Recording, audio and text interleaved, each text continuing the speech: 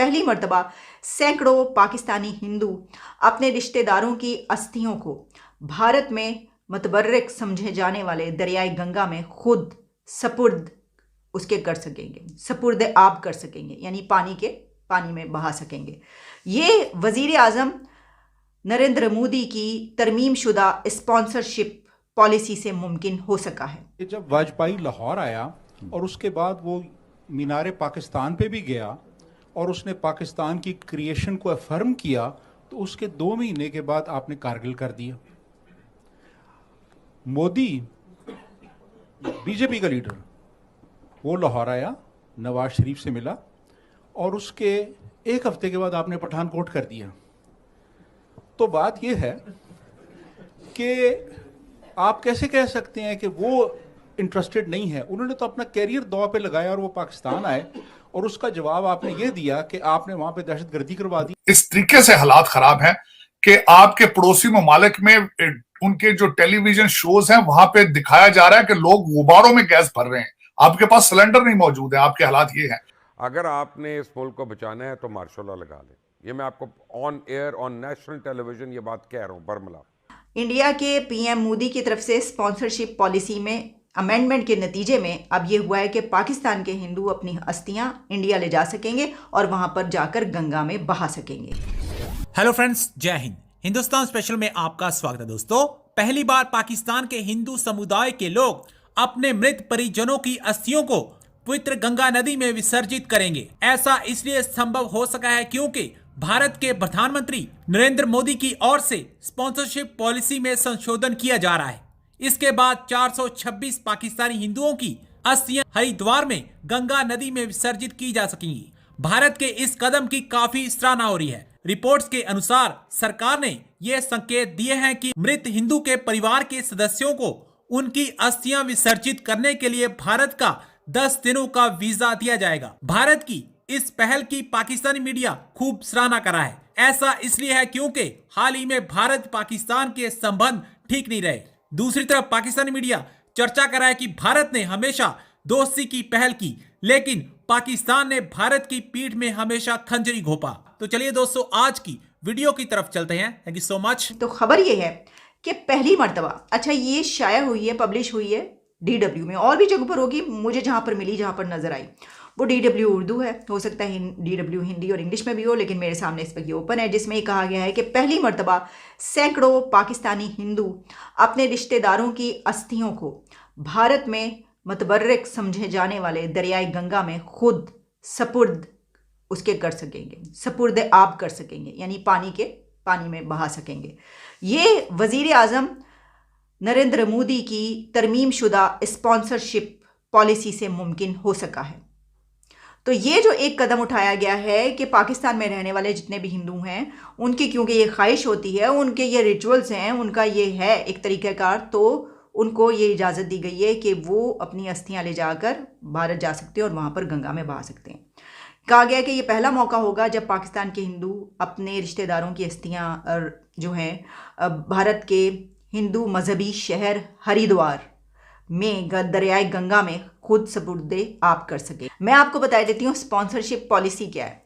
Sponsorship policy में amendment की गई है।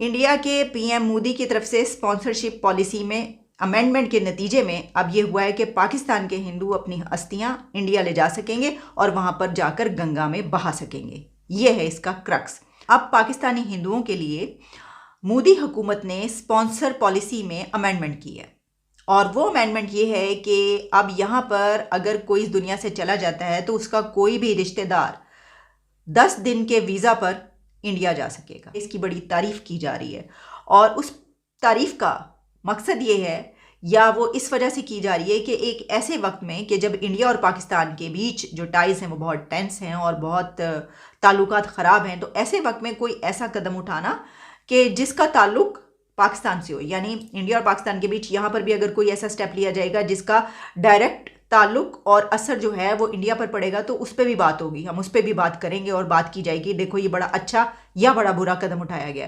तो इसी तरीके से वहाँ पर ऐसा कोई स्टेप लिया गया तो उसकी अब तारीफ़ की जा रही है कि ये तो बड़ा अच्छा स्टेप लिया गया है कि यहाँ पर एक देखे ना, यहाँ पर रहने वाले जो हिंदू हैं वो पाकिस्तानी हैं, मैं तो आपको सिर्फ ये बता रही हूँ ना, इसलिए मैं बोल रही हूँ मजहब का नाम, क्योंकि मुझे आपको बताना है कि भाई ये वाला तरीकाकार अब अपनाया गया है। अदरवाइज तो यहाँ हम जिनकी बात करें वो पाकिस्तानी है, तो यहाँ के पाकिस्तानी को ये अब सहूलत दे दी है, फैसिलिटी दे दी है कि पाकिस्तानी वहाँ पर जाकर अपने जो भी रिश्तेदार, उनका माँ बाप बहन भाई जो भी इस दुनिया से चला गया है, वो उसकी अस्थियां ले जाकर वहाँ पर गंगा में बहा सकता है। तो असल में तो ये पाकिस्तानियों के लिए हुई ना बात, क्योंकि यहाँ पर बसने वाले जो हिंदू हैं वो पाकिस्तानी हैं, तो उन्होंने पाकिस्तानियों के लिए ये वाली अमेंडमेंट की है। इसको इस तरीके से देखना चाहिए। हम बार बार ये जो लफ्ज़ बोल रहे हैं या लिख रहे हैं या कुछ कोई भी बात करें, मेरा ख्याल है कि वो गलत है, क्योंकि पाकिस्तानियों के लिए किया गया। तो इस वजह से कहा जा रहा है कि पाकिस्तानियों के लिए एक बड़ी सहूलत पैदा करती है और बड़ा अच्छा काम किया कि पाकिस्तान में रहने वाले हिंदू अब वहाँ पर इजीली वीज़ा लेकर जा सकते हैं, इस बिना पर कि वो ये करना चाहते हैं। अच्छा, वैसे अगर हम इससे निकल के थोड़ा आगे भी सोचें तो देखिए, इससे एक और काम ये होगा कि वैसे जिनको वीज़ा नहीं मिल पाता, क्योंकि जिनके रिश्तेदार वहाँ पर मौजूद हैं या जो वो वहाँ पर जाना चाहते हैं वो वैसे भी तो मिलने जाना चाहते हैं, तो इस काम के थ्रू जाएंगे तो वो फिर अपने और भी दीगर जो रिश्तेदार हैं उनसे भी उनकी मुलाकात हो जाएगी। हम इसको इस तरह भी ले सकते हैं, वहाँ पे विज़िट भी कर सकते हैं। वैसे तो हम ये कहेंगे कि इसमें जो है वो विज़िट दोनों तरफ का स्टार्ट होना चाहिए और इसको कभी भी नहीं रुकना चाहिए। इसकी वजह ये है कि दोनों तरफ के लोगों के बड़ी तादाद में रिलेटिव्स जो हैं वो दोनों तरफ मौजूद हैं जो मिलना चाहते हैं, और जब ये सिलसिला बंद हो जाए तो ये बहुत ही एक इंसानी अलमिया होता है। ये जो है ये ह्यूमन ट्रेजेडी होती है अगर आप ये करें कि एक दूसरे से मिलने से रोकने अपने रिश्तों को, और दो कंट्रीज़ के बीच जब ऐसा होता है तो बहुत ज़्यादा वो दर्दनाक होता है। लेकिन आपको मैं बॉटम लाइन एक बात बता देता हूँ, आपको अच्छी लगे या बुरी लगे, इस सियासत ने इस मुल्क को नहीं चलने देना। ये मुल्क खुदा न खास्ता टूट जाएगा, लोग दस्तों गिरबां हो जाएंगे, अनारकी की तरफ चले जाएंगे। अगर आपने इस मुल्क को बचाना है तो मार्शल लॉ लगा लें। ये मैं आपको on air on national television ये बात कह रहा हूँ बरमला। जी, आपने क्या कहा कि अगर बचाना है तो क्या कर लें? मार्शल लॉ लगाना। मार्शल लॉ की बात कर रहे हैं मुर्शिद साहब, आपने मार्शल लॉ पहले लगा के नहीं देख लिए? वो मार्शल लॉ नहीं थे, जो भी था बहरहाल हम ही ने लगाए ना, वो सॉफ्ट और थे। हम उनको चलाते रहे। देखें शाहिद साहब, इस तरह क्या पिसते रहे हम लोग। की बात ये है कि हमने क्या कुछ नहीं ट्राई किया। आप जिस तरह का मार्शल लॉ लगाना चाहते हैं, आप उसके बारे में बात कीजिए, मैं उसका जवाब दूंगा। आप मुझे एक बात बताएं कि क्या इसी तरह जमहूरियत के नाम पे हर आदमी की जिंदगी में इस्तेसाल होता रहे? नहीं जी, मैं तो इसको नहीं मानता, बिल्कुल ये गलत है। और हम क्या करें? आपने आज भी इमरान खान को सुन लिया, वो जो बात कर रहे हैं कि जी मुझे पता है कि मेरे कत्ल का प्लान कहाँ बना, किसने बनाया। अब इन सारी चीजों के बावजूद आप फिर उसी के अंदर घुसना चाहती हैं।